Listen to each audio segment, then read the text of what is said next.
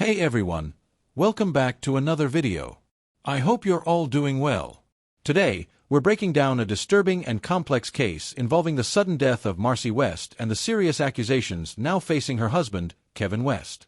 What began as a late-night 911 call for medical help would later turn into a full homicide investigation, raising difficult questions about trust, truth, and what really happened inside that home.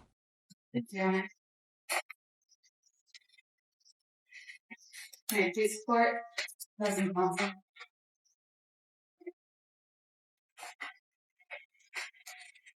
Members of the jury, this case did not begin as a homicide investigation. But what matters is not how this case began, but how the truth ultimately emerged. At 4:27 a.m., about 2 years ago to the day today, the defendant, Kevin West, called 911.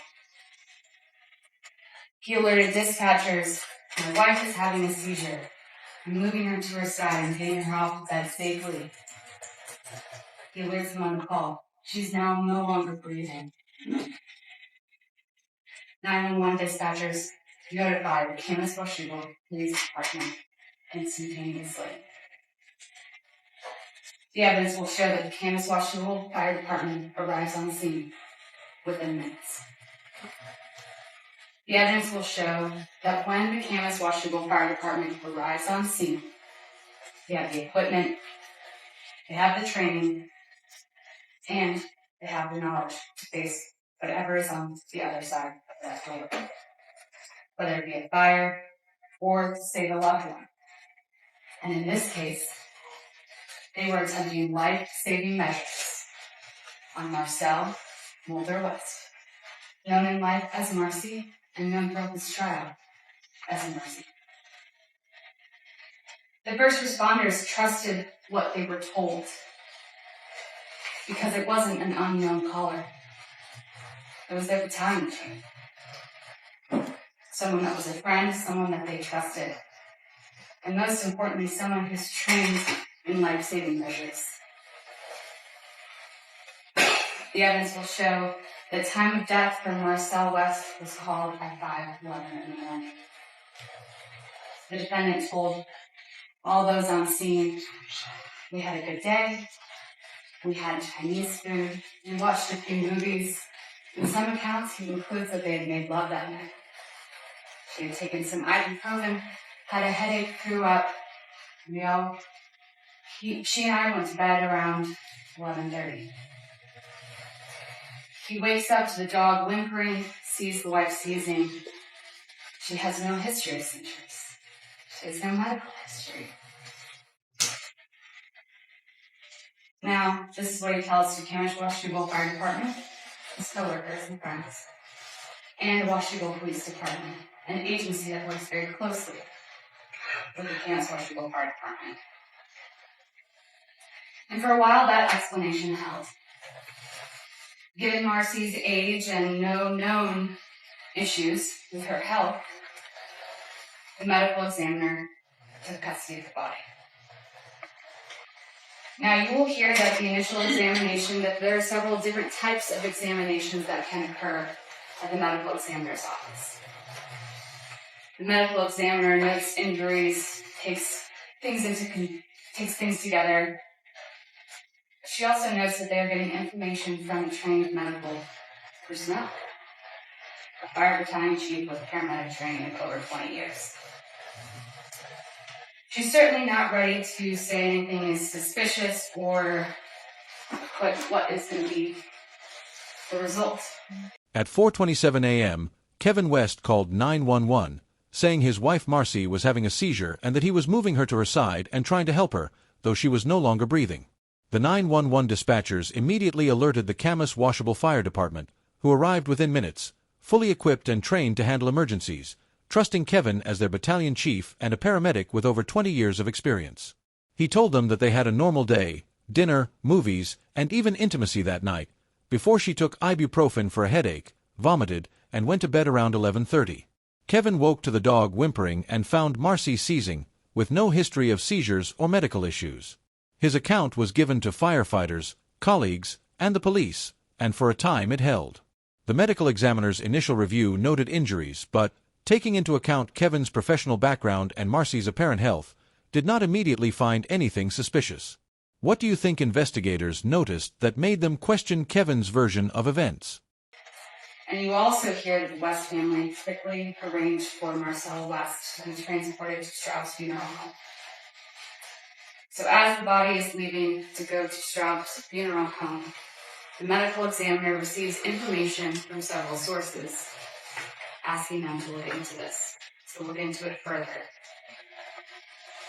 So upon bringing the body back, a second examination, more thorough examination is done.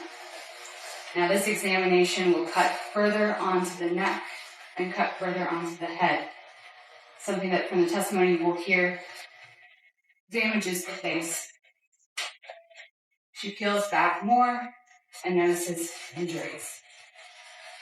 Dr. Burt will testify that there was damage to the carotid sheath that covers the carotid arteries. There was damage and hemorrhaging to the esophagus. There was bilateral bruising behind the ears. And that when the scalp was peeled back, there was a large contusion between the skull and the scalp. Those constellation of injuries, including other injuries that Dr. Burt will testify to, are those of vascular strangulation. Now, there are two ways in the testimony and evidence that you will hear that someone can be strangled. There's a strangulation that cuts off the airways, and a type of strangulation, a vascular strangulation, that cuts off the blood's access to the brain. We anticipate the evidence and testimony will show that the pressure on the carotids does not take much time for someone to pass out. However, it will take minutes in order for that person to die. Now, due to the appearance of impropriety, the investigation is handed off to the Clark County Sheriff's Office. It was then investigated by major crimes detectives Dean Kelson and Lawrence Potter. Now, they interviewed the defendant on January 23rd, 2024, and he tells them the same story. Happy day, happy marriage, some bumps down the road here or there, but it's never going to leave Marcy. Love Marcy, just a great mom. Now, the evidence will show at that time detectives took Marcy's phone and they began the investigation of the forensics surrounding the scene, particularly phone forensics. Marcy's phone will show that her last search was at 12:09 a.m. on January 8th, the mother of the bride dresses. The evidence will show that when the defendant's phone was reviewed, there were some text messages as well. Text messages that were in direct contrast from the happy story that he was telling everyone. On January 7th, the day before Marcy's death, he texted his mistress's mother. After Marcy West's body was taken to the funeral home, a second, more detailed autopsy revealed injuries to her neck, head, and carotid arteries consistent with vascular strangulation, which cuts off blood to the brain and can be fatal within minutes. Concerned about impartiality, the case was handed to the Clark County Sheriff's Office, where detectives interviewed Kevin West, who repeated his story of a happy marriage. Forensic review of phones showed Marcy's last activity at 12:09 a.m. on January 8th, while Kevin's messages to his mistress's mother contradicted his version of events. Just felt the need to send you a message. Today has been a tough day. I keep thinking about how happy I was yesterday and how we laughed. I want you to know how spiritually connected Cynthia and I are. We have something so incredibly special. Yesterday, talking with you, her, and I together felt so great. I can't explain the familiarity and love I have for both of you. You are my family, and I feel like we have always been. Thank you for your love and support. I will never be able to express how much that means to me. I love Cynthia to tears and will always give her my all. Love you, Mom. Please know how strong we are and that nothing will ever come between us.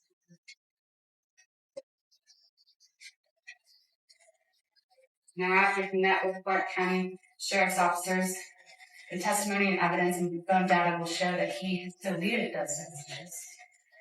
He deleted messages that he had sent to others that said, "I'm going to leave Marcy on January 8th. I know where I stand." He deleted those messages on January 26th, 3 days after he had met with Clark County Sheriff's officers. Members of the jury, you will also hear of financial strain. But you as jurors do not have to consider all of these things in isolation. You'll be instructed that you can use your common sense. We all know that things don't occur in a vacuum.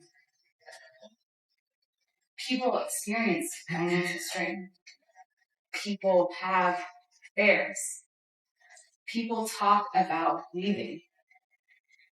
Those are the realities of life and could perhaps be coincidences. But in the investigation of the death of Marcy West, the timing will matter. The convergence will matter. And you as a jury at the end of this trial will be asked to apply your common sense to see whether or not all of these things together make sense. The evidence will show that the defendant's story of what happens does not hold up to investigative scrutiny. It does not hold up to medical testimony. You will also see, in addition to this, that people, yes, do grieve differently. There will be evidence and photographs that you will see that in the days leading after her death, a photo of the two of them that once hung proudly outside or in front of the door is taken down, is put behind a couch. The room that she once occupied, the room she died in, cleared of furniture, mattress, belongings, everything empty. Her very existence in his phone deleted, her contact information deleted, her text messages deleted. Members of the jury, this is not a case about questioning the integrity of first responders. They run towards danger and help those when they're most vulnerable, when everyone else is running out. And that trust within the community is rightfully earned. But this is a case about the actions of one man in his personal life who just happens to be a battalion chief. Members of the jury, when you evaluate the phone data, the testimony of witnesses, the medical testimony, photographs, everything in conjunction, my colleague Jessica Smith will ask that you find the defendant guilty of murder in the first degree. Thank you. Kevin West sent a personal message to his mistress's mother, expressing a deep connection with Cynthia and claiming nothing could come between them. After meeting with Clark County Sheriff's detectives, he deleted these messages, including others showing he planned to leave Marcy just days before her death. Evidence shows financial strain and tensions in the marriage, but jurors must consider everything together. Photographs and phone data reveal Marcy's belongings cleared from her room, and all traces of her removed from Kevin's phone. This case isn't about first responders, who acted with skill and trust, but about the choices of one man in his personal life. When you consider the phone records, witness testimony, medical findings, and photographs together, the evidence points to Kevin West's guilt in the first-degree murder of Marcy West. What do you think the deletion of messages and removal of belongings reveals about his intentions? And it's my understanding the defense wishes to make opening at this time. Is that correct? It is correct. Thank you, Your Honor. Kevin West did not kill Marcy. I call him Marcy because that's her fault. She won't call her Marcy. Kevin West, on the early morning of January 8th, 2024, tried to save and used his skills of 25 years of being a paramedic, his training, his passion to try to save.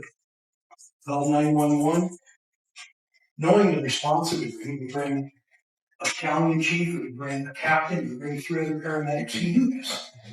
that they would come in to scrutinize this to help, and he wanted their help because he couldn't save her. So they came in and they tried and they couldn't save her.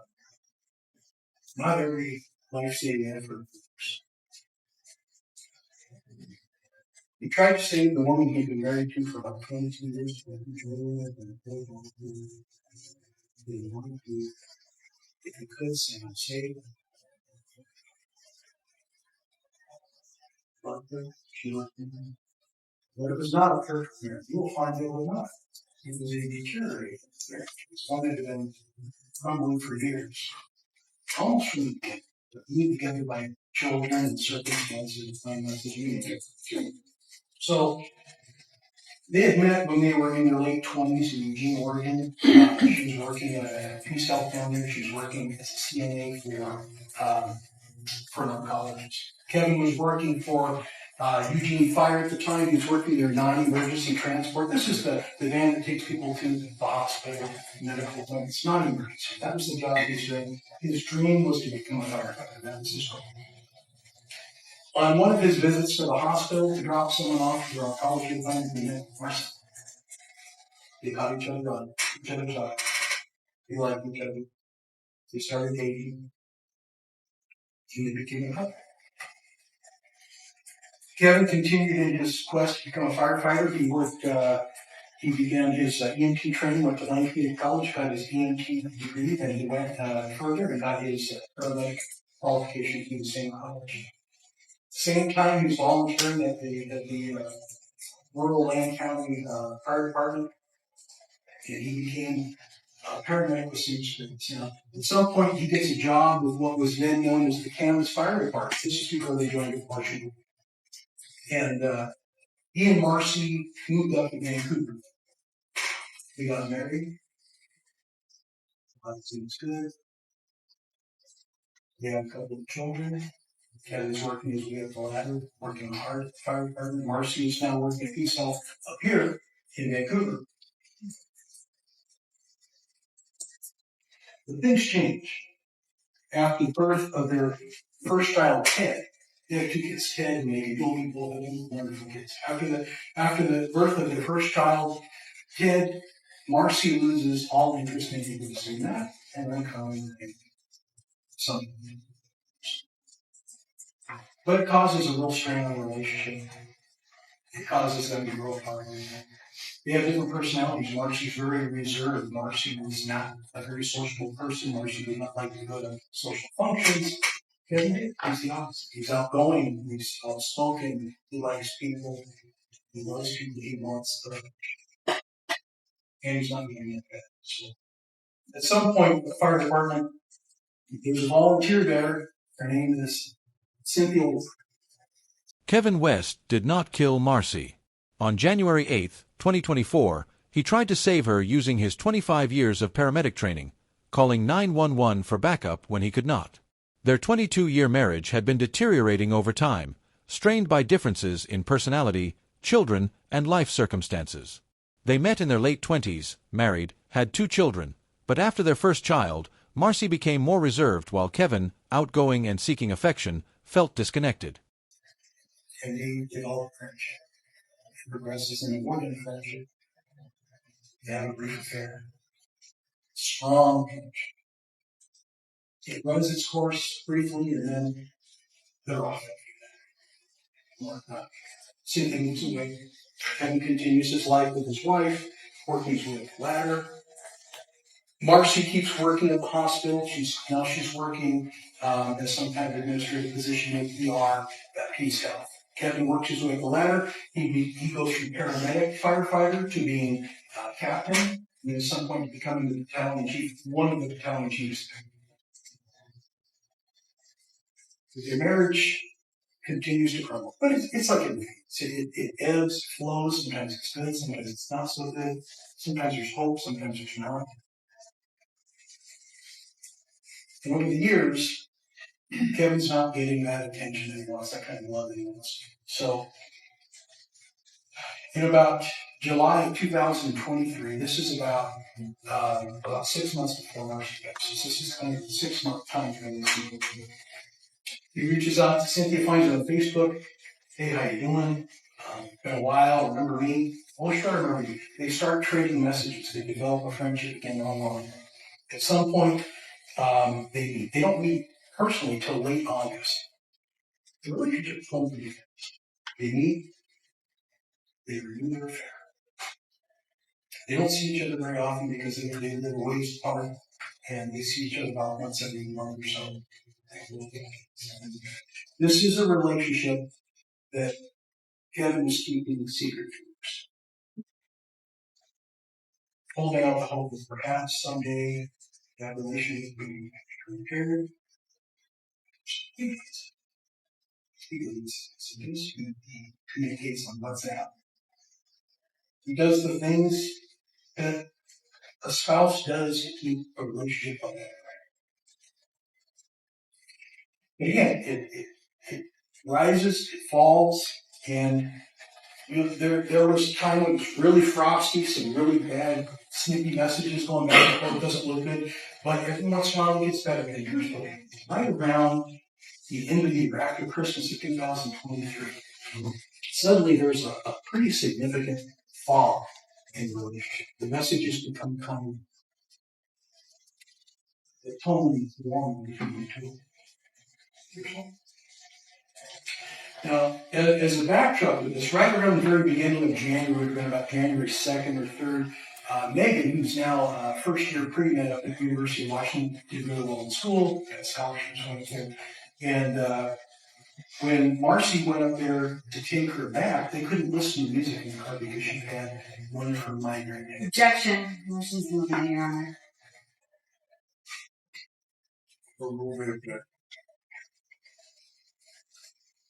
And so they couldn't listen to music as they normally would because she had this migraine. This had become a problem.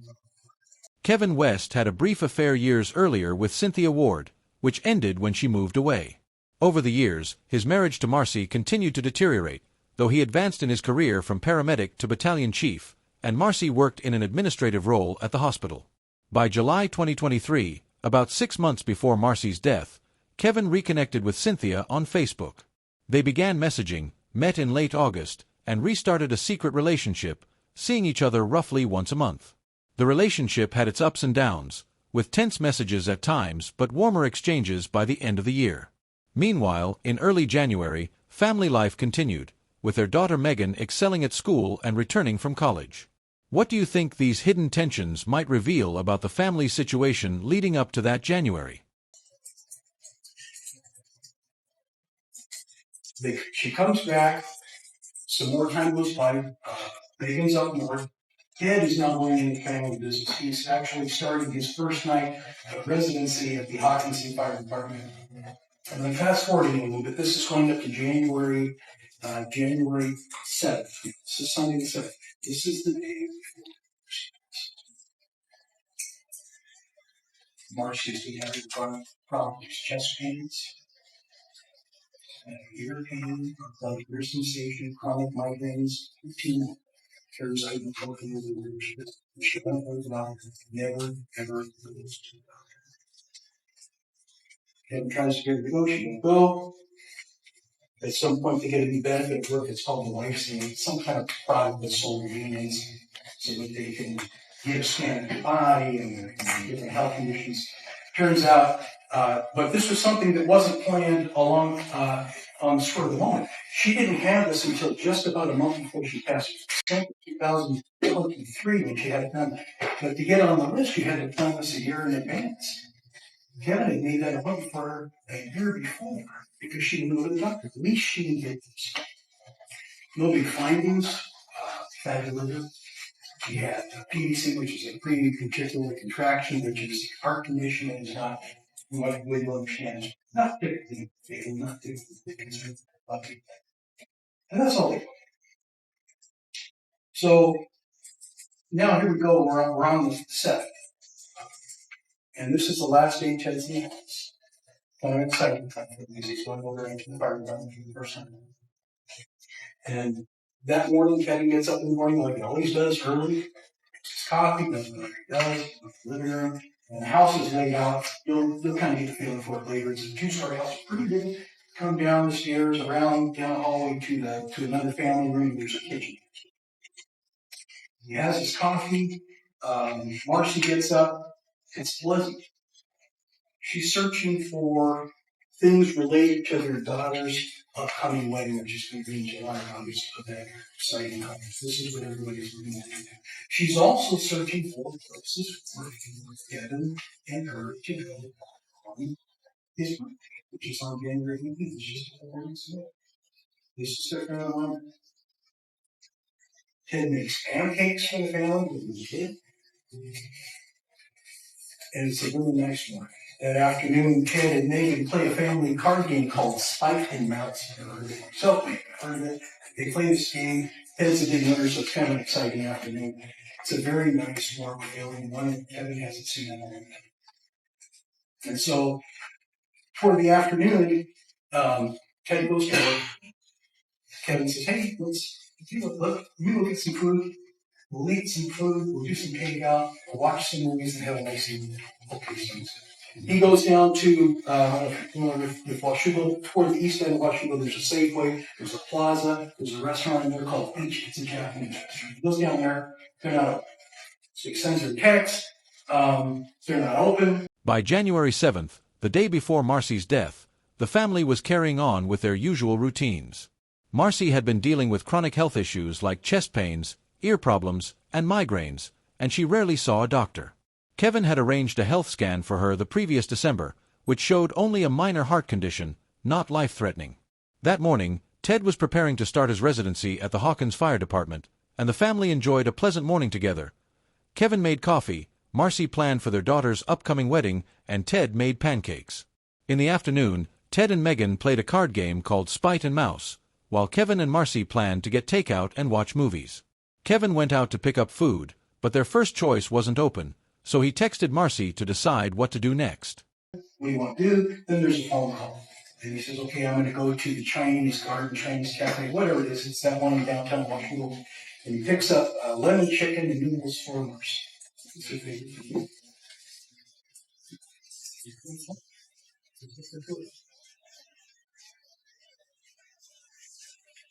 Eat food. They start streaming a couple of movies to the lodge by. Yeah, the whole thing. They only been intimate maybe every month and a half or so, sometimes every 2 weeks or so, but very, very rarely. And this day, they get close. Sometime in the evening, they went upstairs together in the bedroom.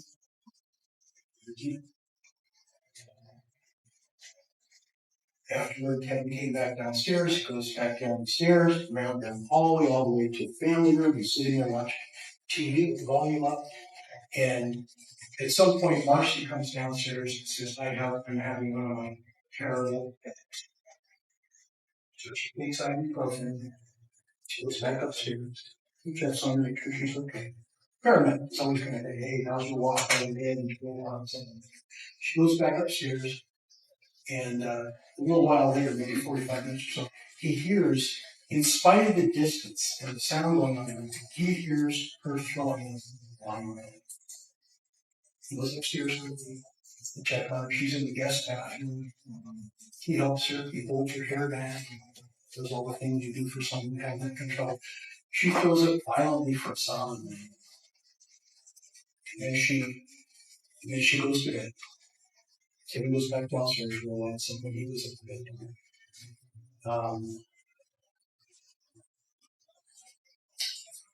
He's asleep. Is Marcy asleep with him? Marcy might have been asleep. Kevin's asleep. And sometime around early morning hours, turns out it's a little bit after 4 a.m. But they have a dog, Sadie. Sadie sleeps on the bed all the time. You'll see the leggings, you'll see the bedspread, you'll see her on here. Sadie sleeps on the various places on the bed down the floor. Sadie starts to get enough finally so that it wakes Kevin. Kevin's trying to quiet down. And then he feels something different next to him. He feels something kind of stiffen and unusual. So he kind of reaches over, he looks over, and Marcy's having a seizure. He's a trained paramedic, he can recognize a seizure. He sees the seizure. He goes around and tries to help her. This is something he's not seen happen to her before. She doesn't have any real life-threatening conditions that he's aware of. So he calls 911. He can't help her, and he has enough sense to not let his ego get in the way like a lot of people in medical training would. He tries to help her first, and then he calls me, knowing the response. He's on the phone with 911. They're telling him to perform CPR. You hear the call. He's a little frustrated because they're teaching him, they're trying to get him to do CPR in a way that he does not feel that they should, according to his training. But he ends up following the instructions, the breaths, and then the compressions. So he's giving her compressions, and he's good at this. He knows that. He's giving very good, effective compressions. That night, Kevin brought Marcy her favorite takeout, they watched movies, and later she complained of a headache. After violently vomiting, she went to bed, but around 4 a.m., Kevin noticed she was having a seizure. Using his paramedic training, he tried to help and called 911, performing CPR as instructed, doing everything he could to save her. What will happen next in these crucial moments? At some point, he hears the silence. He says, I gotta run downstairs. This is all 911 call. I gotta run downstairs and unlock the door. He does. He goes downstairs, unlocks the door, comes back up, compressions. Then you see the cavalry. You got two paramedics traveling together first. They get out of their car. One of them comes in first. He's Rick Byrne. He comes in. He says, where are you? And he hears a voice upstairs. I'm up here. And so he goes up. He realizes for the first time, it's this guy. It's the cavalry chief. Rick goes in, sets up his heart monitor. He's kind of the head guy at this point. Sets up the heart monitor, puts the IVs in for the epinephrine, and the bisodium carbonate. These are things to help stimulate the heart to make the chances better. And at the same time, we have Eric Miller come in, another paramedic, and he's setting up for the what's called the Lucas device. You learn about this. The Lucas device is going to be. And when you get the Lucas device on, you've got the monitoring going on, and then you've got another paramedic who comes in. She's working ahead. She's doing what they call the bag. Okay, you have someone doing it's a bag valve mask, the EDMs. And she's working that, and this is the thing where you have to press down on the face really hard to get a seal over the mouth and the nose. You have to reach under the head, you grab under the chin, and around behind your ears, squeeze, lift the hand, and pull so you clear the air. And she does this, and somebody else has to do the bagging for this brief period of time because you only have so many hands. And so she's doing this until they get the eye gel in. And that's a tube that's shaped like this long. It goes in like this. It's a blind insertion where it keeps the airway open. Then they hook the bag valve mask up to the eye gel. They work on her for about 30 minutes. You'll see a video of this Lucas device. This thing is literally a machine. It's doing CPR. It's mechanized CPR. It's got a arch like this. It's got a really hard metal back plate underneath it. It starts in the middle of your back and extends up to the top. And this thing is just pounding away. It's also got a strap that goes up around the neck to keep the person from sleeping. And this thing is just pounding away. Every 2 minutes it gives the tone and it stops to look at your vitals. And then if it's not going on, you go for another 2 minutes. They did 9 rounds of life-saving there. They did more than they tried so hard because this is COVID. They never got a heart response. It appears that she may have been dead when they got there. She may have been dead when Kevin got there. When Kevin was first trying to find out if she was breathing, it was very dark to find out that the lights weren't working in the bedroom. It had like one of these weird remotes, it's a fan light that didn't work for some reason. And so he couldn't see, he couldn't watch the chest rise. He thought she was breathing at first, and then she appeared not to be breathing. So after all these efforts, at 5:11 a.m. in January 2003, Marcy West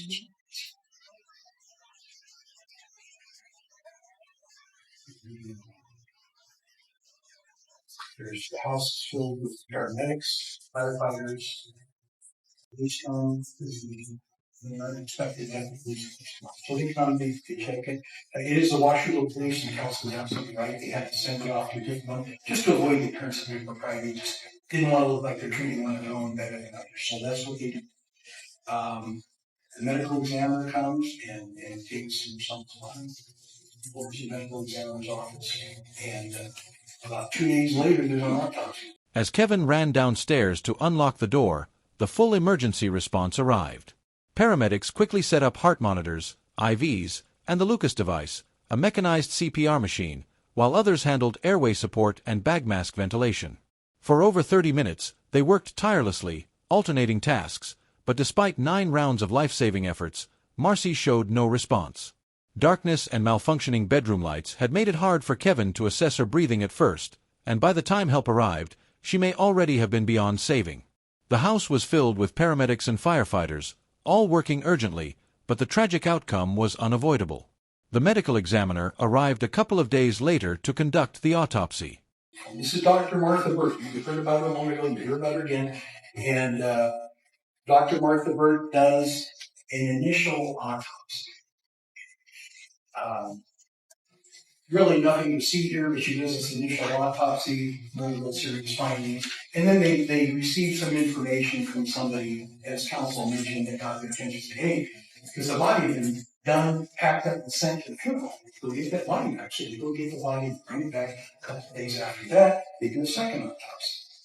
Dr. Burt will insist it's one autopsy, but it's the second part of one autopsy. They did not make any additional incisions, counsel said. What they did is they just did the same, took more pictures, and that's all the what they call a reflection they had done the first time. So this time, with this newly acquired information, they're now interpreting things in and Dr. Bird would say that it appeared to be, to her, appeared to be blunt force trauma to the carotid sheath, which is this thing that runs down here to the top of the and the damage or tissue damage is kind of glued to the neck, over the top of the neck. And you also learned that on the 7th, before Ted left, he gave her one of these incredible Kevin West massages. I should have mentioned that earlier. He gave these massages where he would rub really hard. He would stick his elbow in and just dig until people said, okay, that's enough. Everybody wanted more. He gave everybody massages. He was famous for this. He gave Kevin massages. He gave Marcy massages almost every day. All of his female cousins and sisters gave everybody these incredible massages. But they see this damage, and Dr. Burke has to stop what she sees and what she's hearing. So she sees no other cause that she can think of that she identifies. So she calls it asphyxiation, and she deems it a homicide. That is her job, it's her diagnosis. That's what she had to work with. It is a guess. So police are notified. Clark County Sheriff's Office gets sent in. It's Dean Tellison and Lawrence Zapata are kind of leading the charge on this. At some point, they show up at Kevin's house unannounced on January 24th, I think it was, 2024.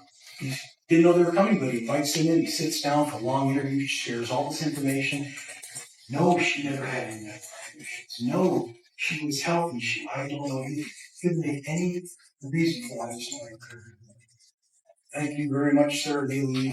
And then they come back about a week later, and they show up unannounced. He invites him in, sits down for nothing. There's all these chances, and they're telling them, we found all this deep tissue damage. How could you explain that? She didn't have any money. So that's how we start. There's a lot of talk about direct and circumstantial. There's also